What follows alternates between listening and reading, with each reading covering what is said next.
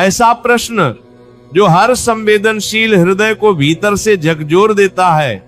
क्या आपने कभी ध्यान दिया है कि जो लोग सबसे सरल होते हैं, सबसे सच्चे होते हैं, जो किसी का बुरा नहीं सोचते, जो धर्म, सत्य और करुणा के मार्ग पर चलते हैं, वे ही सबसे पहले क्यों चले जाते हैं? और जो छल में जीते हैं, जो दूसरों के आंसुओं पर अपने महल खड़े करते हैं, जो अधर्म को अपना हथियार बना लेते हैं, वे दीर्घायु क्यों होते हैं? वे हंसते क्यों हैं? वे सुख क्यों भोगते हैं?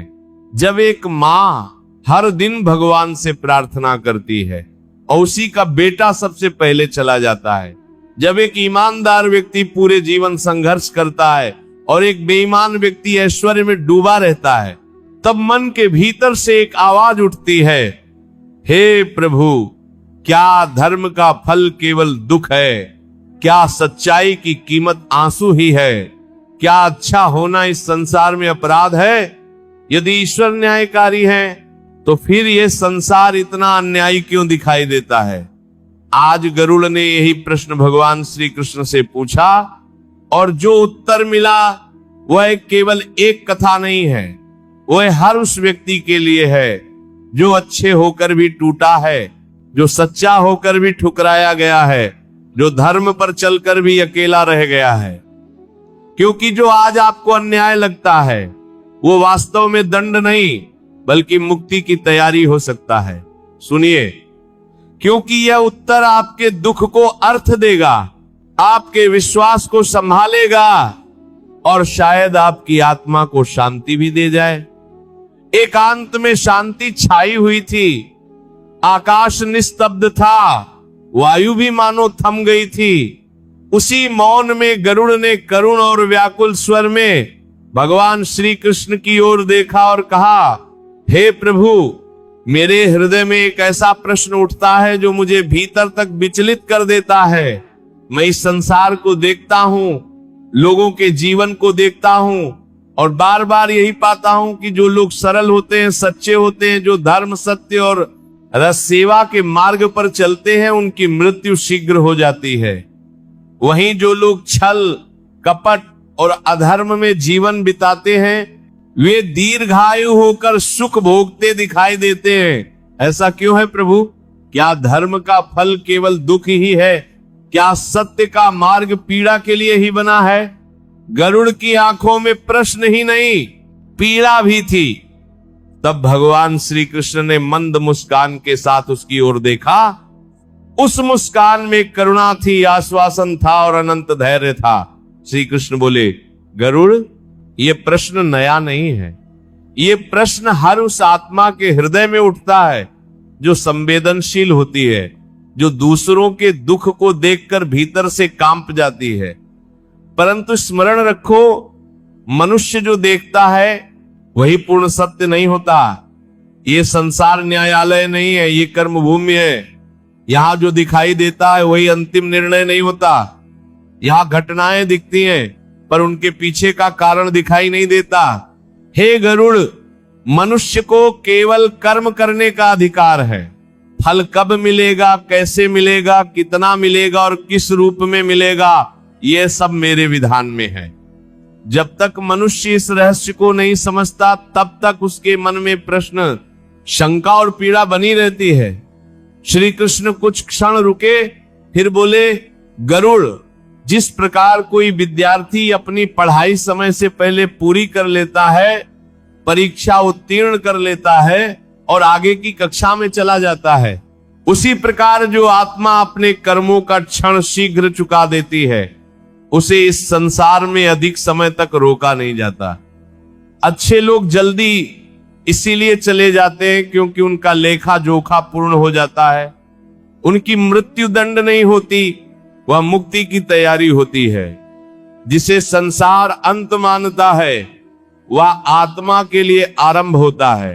गरुड़ ने सिर झुकाकर फिर पूछा, हे माधव, क्या इसका अर्थ यह है कि अच्छे लोग अपने पापों का फल जल्दी भोग लेते हैं और इसलिए उनका जीवन छोटा हो?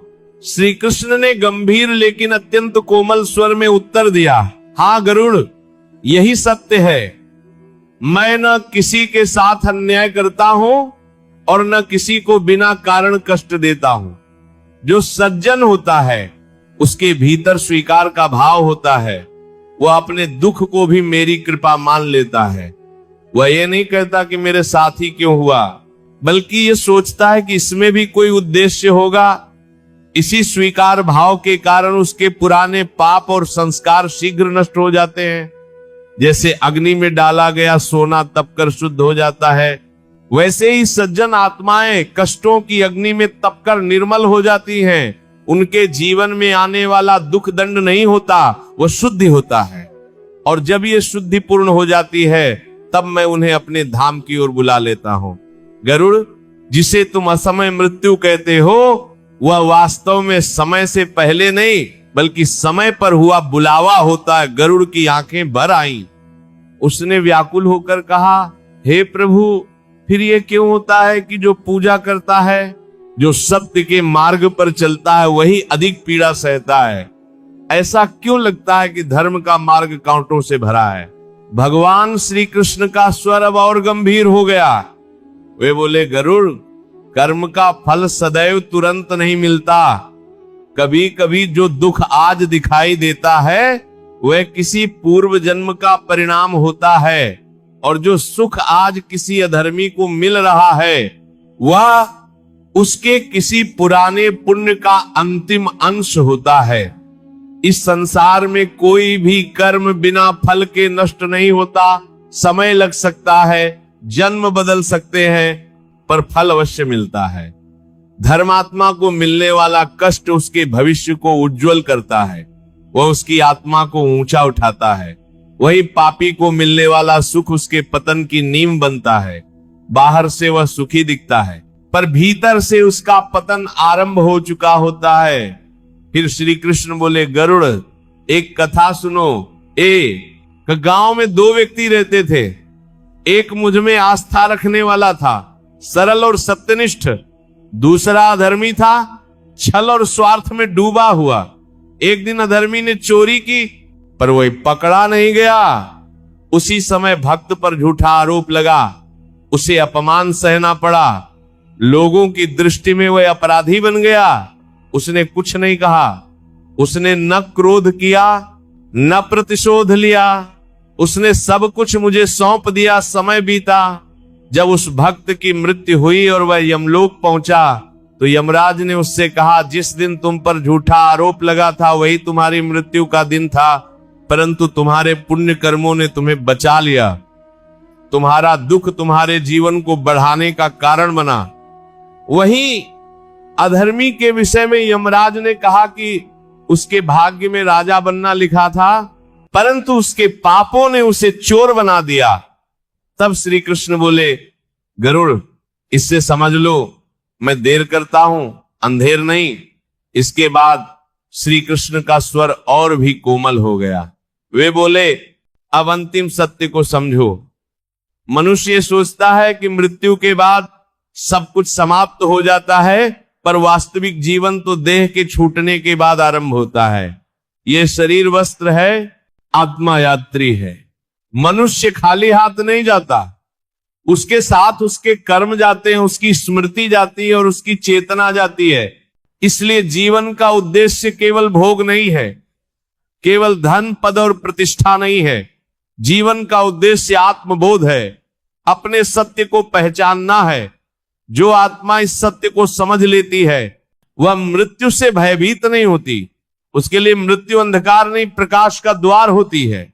और जो लोग सदाचारी होते हैं, जिनका जीवन सेवा, सत्य और करुणा से भरा होता है, उनकी मृत्यु अंत नहीं होती, वह घर वापसी होती है।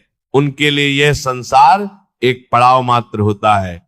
जब उनका उद्देश्य पूर्ण हो जाता है तब मैं स्वयं उन्हें अपने पास बुला लेता हूं। श्री कृष्ण ने गरुड़ की ओर देखा और कहा, गरुड़, दुख को देखकर मत घबराओ। वह संकेत है कि आत्मा शुद्ध हो रही है। जो मेरा हो जाता है मैं उसका भार स्वयं उठा लेता हूं। इसीलिए नाम जाप करो, सुबह शाम दोपहर, सिर्फ राधा राधा राधा राधा राधा। तुम एक बार राधा राधा बोलते हो, उससे तुम्हारे कोटि कोटि पाप नष्ट हो जाते हैं।